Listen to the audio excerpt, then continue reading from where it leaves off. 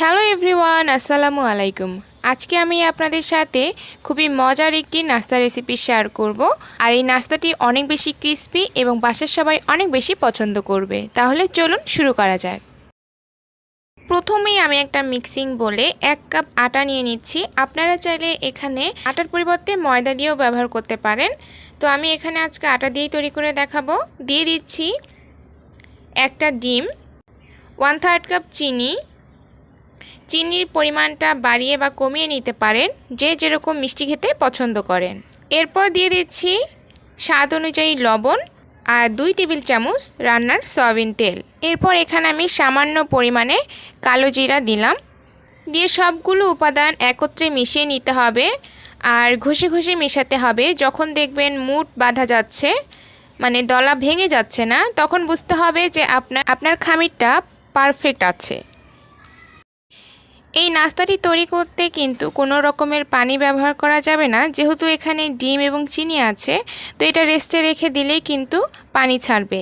তো আপনি যদি পানি ব্যবহার করেন তাহলে অনেক বেশি নরম হয়ে যাবে এবং নাস্তাটি ক্রিস্পি হবে না। তো আমি এখানে ঘষে ঘষে আটার সাথে সবগুলো উপাদান মিশিয়ে নিলাম। এখন এরকম একটা ডো তৈরি করে নিতে হবে। ডোটা খুব বেশি শক্ত বা খুব বেশি নরমও হবে না, ঠিক এই পর্যায়ে এটাকে ঢেকে রেখে দেব। ডোটাকে 10 মিনিটের জন্য আমি ঢেকে রেখে দিয়েছিলাম। 10 মিনিট পর ফিরে এলাম। এখন এটা অনেকটাই সফট হয়ে গিয়েছে। এখন এর থেকে আমি অল্প পরিমাণে নিয়ে বেলে নিব। আর এই একটা রুটির মতো বেলে নিতে হবে। রুটিটা খুব বেশি পাতলা বা খুব বেশি মোটাও হবে না, মানে মাঝামাঝি থাকতে হবে।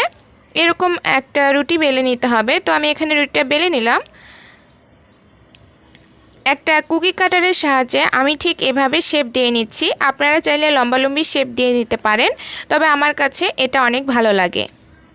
তো এইভাবে আমি সবগুলো নাস্তা কেটে নেব। এখন এই নাস্তাগুলোকে ভেজে নিতে হবে। তো চুলায় আমি একটা প্যান বসিয়ে তেলটাকে খুব ভালো করে গরম করে নিয়েছি। এখন একে একে আমি সবগুলো নাস্তা এখানে দিয়ে দিব। দিয়ে উল্টে পাল্টে এগুলোকে ভেজে নিতে হবে গোল্ডেন ব্রাউন হওয়া পর্যন্ত। তো আমি ভেজে নিচ্ছি। আর চুলার আঁচটা এ সময় মিডিয়ামের থেকে একটু কমই থাকবে। যদি চুলার আঁচটা খুব বেশি বাড়ানো থাকে তাহলে ভেতরে ক্রিস্পি হবে না, কিন্তু উপরে কালার চলে আসবে।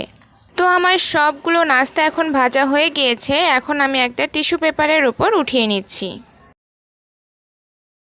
দেখুন নাস্তাগুলো কত সুন্দর হয়েছে। দেখতে যতটা সুন্দর, খেতেও কিন্তু অনেক বেশি মজা হয়েছে। আর এর ভিতরটা কিন্তু অনেক বেশি ক্রিস্পি হয়েছে।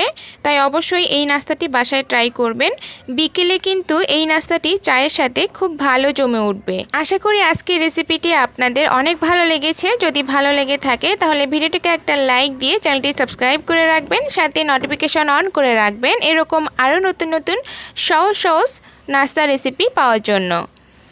তাহলে আজ এখানেই বিদায় নিচ্ছি। আপনারা সবাই খুব ভালো থাকবেন, সুস্থ থাকবেন। আল্লাহ হাফেজ।